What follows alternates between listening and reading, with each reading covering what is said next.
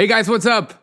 Let me know your thoughts on AI. Are you a big fan of AI? Does it scare you? Does it make you pee your pants like me? Or are you totally into it? Today is December 17th, and this is your 1 Minute News. Air Force uses AI on U-2 Dragon Lady reconnaissance aircraft for the first time.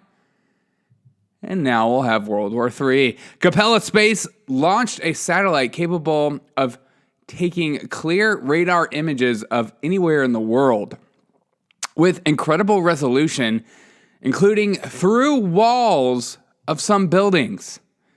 Capella Space launched a satellite that can see through walls. Great, now they're going to see me naked every day. The biggest storm in a decade hits New York with up to 2 feet of snow. The Department of Energy, DOE, rolled back the low flow restrictions on shower heads. That's right. Trump made showers great again. French president tests positive for COVID-19.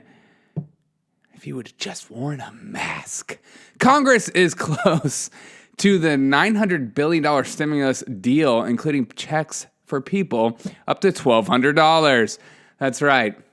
Lock down the country, and we'll give you a check every 6 months for $1,200. You'll do just fine.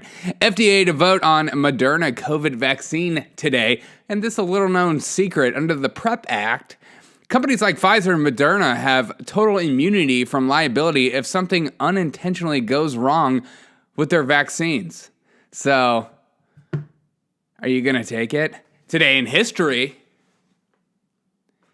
in 1903... the first airplane flies.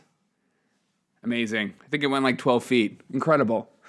Yeah, but it still went in the air. That's amazing. I hope you guys are having a fantastic Thursday. This week is flying. Hope you're having a fantastic Thursday.